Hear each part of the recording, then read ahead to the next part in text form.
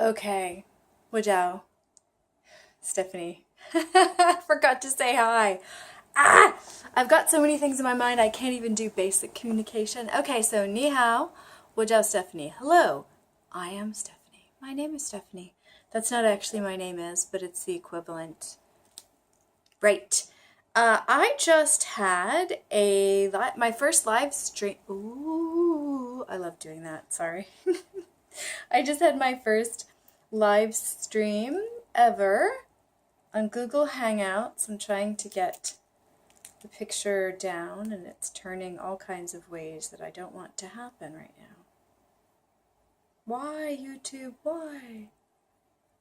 With Azrin from, oh, come on, YouTube. Azrin, the language nerd. Da-da-da. This is our live stream. It just finished. That was really fun. Thank you. And I've got so much. It's a little after 1 o'clock in the morning in Shanghai. I kept telling you I was going to tell you the dates so you could chronologically understand what I'm talking about. June 23rd, Saturday, June 23rd. And it is very, very early in the morning. It's a little after 1 o'clock in the morning. But I've got a lot to think about after that conversation. A lot to think about. Wow. So much. Because what happened is we chatted beforehand, as you do, and we realized that we were on very, very different sides of the goal of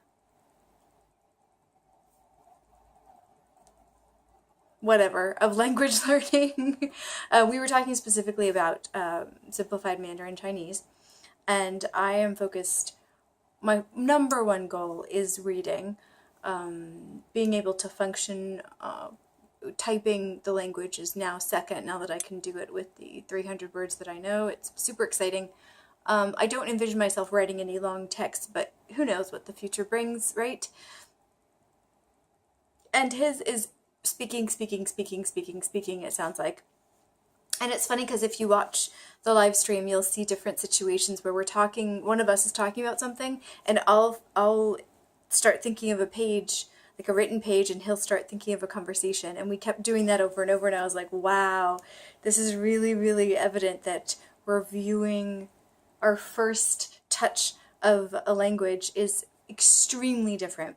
And I think this kind of thing is really important to notice. Really important to notice. What's happening in too many times is that people say this is the way.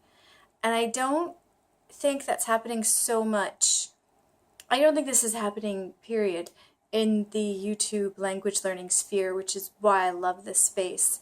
But this is still happening in a lot of language classrooms. This is the way. You need to do it this way. You need to go this path. And I hate to keep dissing the language learning classroom. I really do. I really, really do. Because so much of what I learned about languages happened in that space. And so many wonderful people let down their guard and communicated with me in their second or third or fourth language, and let me help them communicate in that way, in either spoken or written form or what have you. And I have a warm, fuzzy feeling for the context in which I taught language, especially abroad. I actually didn't teach much language in the US. I taught writing, and sometimes to quote-unquote native speakers, and sometimes to international students, second language learners, so many different names for the same things.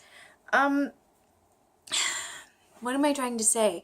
It's important to understand how different people view language. It's important to understand how different people process language, and it's important to understand how much input and what kind of input people need before they can produce.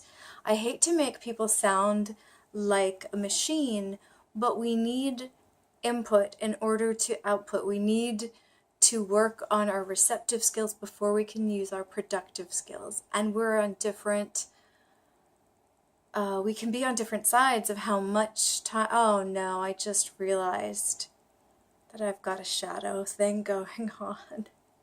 I was talking so seriously, and then suddenly a shadow appeared and I got distracted. Take two. Okay, so did I mention it's past 1 a.m? But no, seriously, it's important to realize that people need different processing times. For some reason, I can process things really quickly, except for language. For whatever reason, and this may change with time, hopefully it'll change when I get to my third language, after I've gotten to a certain level in Putonghua, Simplified Mandarin Chinese. Maybe it'll change with my third language, but right now, for the bazillions of languages that I have tried to learn in my life, I have needed tons of input, and I've put myself, I will take full responsibility for this, I have put myself in contexts where that was not the way to go. And I didn't know how to give myself that input. That sounds really weird, but I didn't know how to give myself that extra input outside of the classroom so that I could make up for what I wasn't getting in the classroom. So it's not that the language learning classroom completely sucks and needs to be deconstructed now and let's just stop, okay? But I think there's a lot of things that some people like myself can do outside of the language learning classroom to help them get what they need that they may not be getting inside the classroom. You can't satisfy everybody in a language learning classroom. It's just impossible. And that was one of the things that was the most frustrating as a language teacher, was that I could identify issues that students were having. I could give them specific things that they could work on outside of class, but I couldn't make them do it. I couldn't follow them around. I couldn't download apps onto their phone for them. You know, I knew things that would help them, especially that could help them in the context of the time and the places where they could study.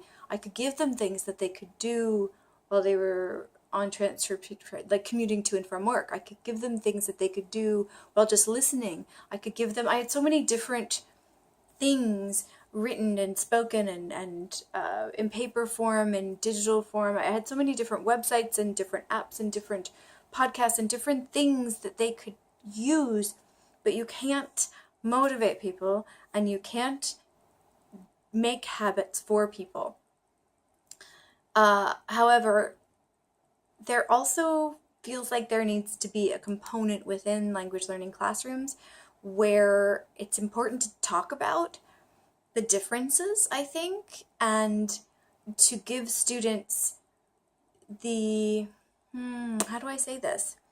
To give students the ability to know, or the skills that they need to be able to supplement whatever they're doing outside of the classroom so that they can keep up with what's going on inside the classroom.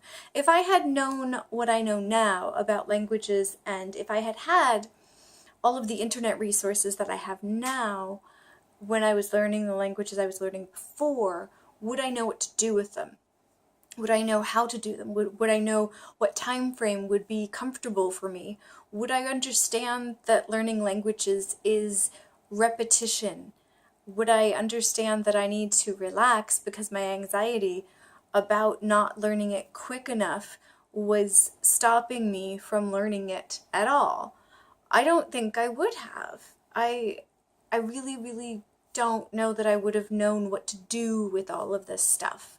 So I really do think, now that I've thought about it by talking about it, I really do think that there needs to be something in language learning classrooms where people explicitly talk about how they study outside of the classroom.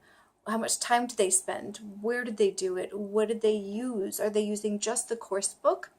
Are they doing it exactly just to rush through very quickly? Are they using any supplemental flashcards, either digital or paper? Are they practicing out loud? Are they using recordings? Are they recording themselves?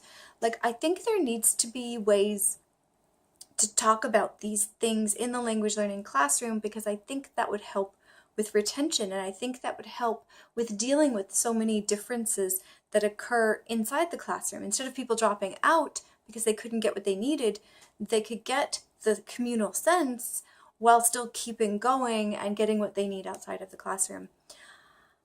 I think I tried to do this in my language classrooms, but to be honest with you, it really depended on the classroom.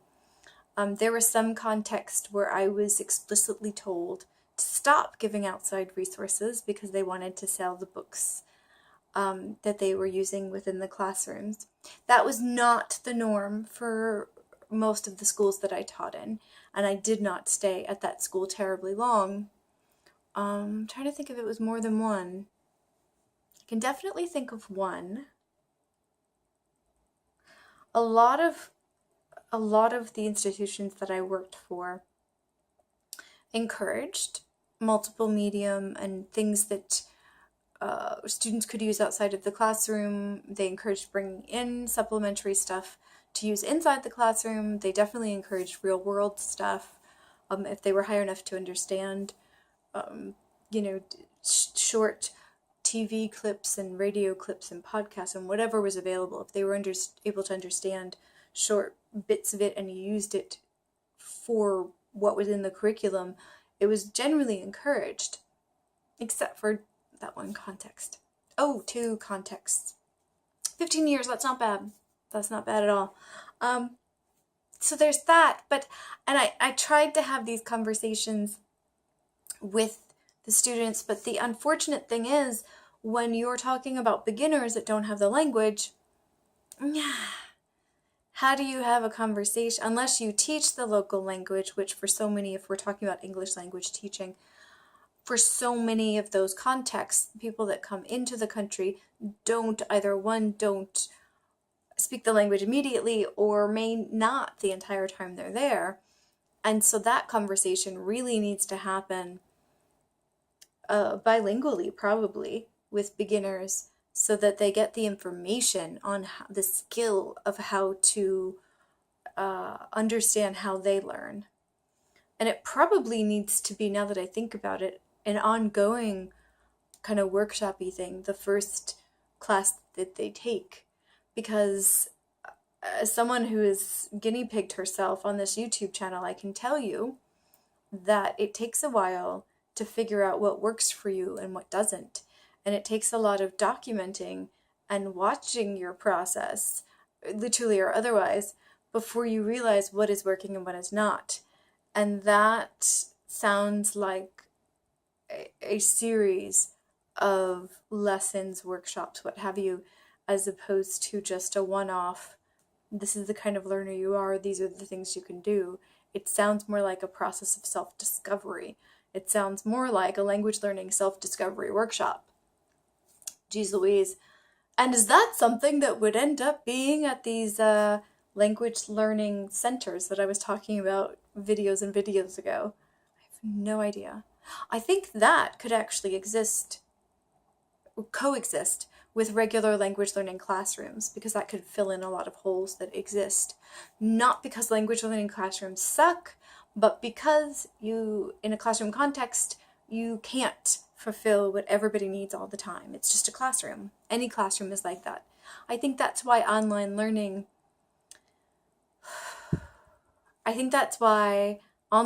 on its own doesn't work, because you don't have the community, but online learning where you meet sometimes does work, because you have the ability to review the videos and do what you need to do to learn, and you also meet people and have the community. So it's the combination of being able to do what you need, but also having the community to talk to you about what you're all learning.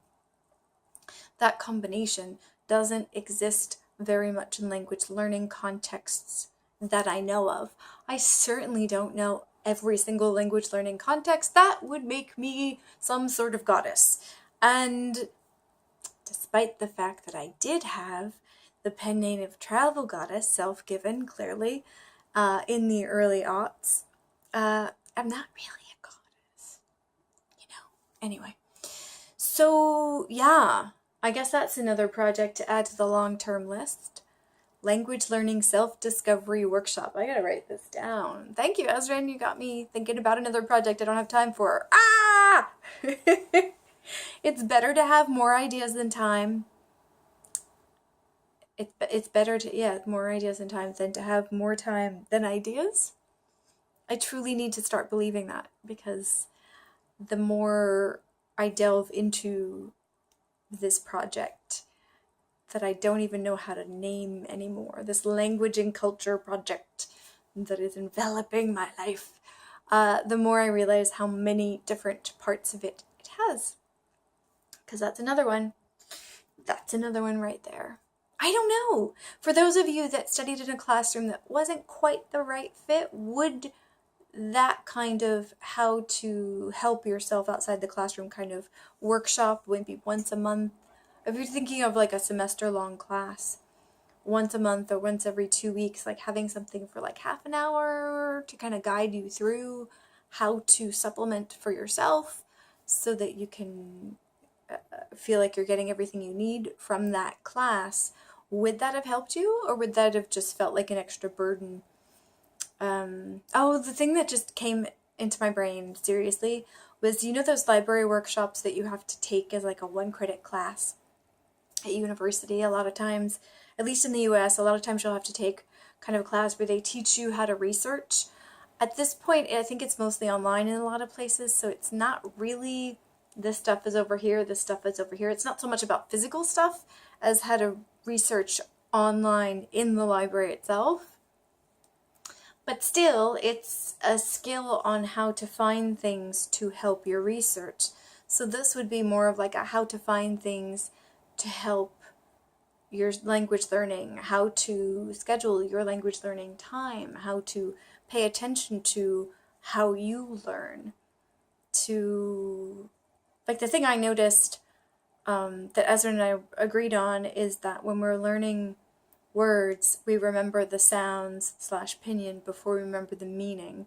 For me, the meaning sometimes comes through in the English language in words, because I see words and images, and, well, images. Okay, so it either comes through as actually Latin script for the English word, or it comes through in an image. But first, the first layer of me remembering what that word is it comes through with the sounds in pinyin. So that really floored me a few weeks ago when I realized that. And that only happened because I've been over-explaining my process and I've been documenting it in this YouTube channel. I don't know that I would have noticed that if I was just studying on my own and not talking through it. Yeah, so I guess if you were to do a workshop like this, you'd have to have two. You'd have to have like a talking one for the extroverts to talk through their experiences and what's working and what isn't, and then you'd have to have a different one for the introverts so they could sit and think through their process. Like, you'd give them guiding questions maybe, and they could sit and think about it and maybe write it or whatever process works for them. But it'd be more of a contemplative thing where the extroverts would need to be having conversations about it. So you'd need separate workshops for those two folks. And what if people didn't know which one they were, and those people who were in between introverts and extroverts, that gets tricky. So that could be a few sessions of the workshop itself, is figuring out the best way, oh dear God, the best way to figure out how you figure out how you learn.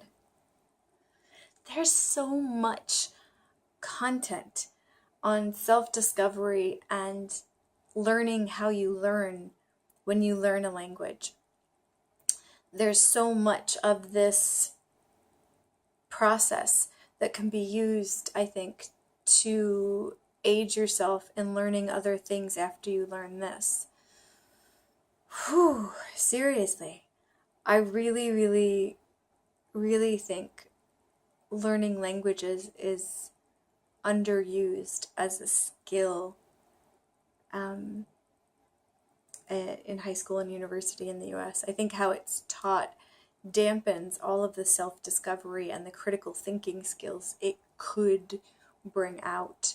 the more I talk about this right now, the more I'm realizing how fruitful these conversations and this kind of workshop or guidance could be to helping people understand how they learn anything, let alone languages, which are insanely useful, I think. All right, so my thoughts about the live stream are longer than the live stream. It happens. How many times do people write a 20-page paper on a 10-line poem? I don't know why poems are coming into my brain. They are not my medium of choice, but that's a short text that people do analyze in a longer form. All right, that's it. I'm done. I'm, of course, going to put the live stream link down below. I haven't given that much away, so I think you still might find the differences between Azran and myself rather interesting. And he is a fun, friendly, very, very expressive person. If you haven't already been over on his channel, why haven't you been over on his channel? Go there now. He's learning, he is functional in and is learning way more languages than I probably ever will. And that's okay because it's not a race. He's a very interesting man, and I'm very glad that we have connected and done this project tonight. So, Sachian!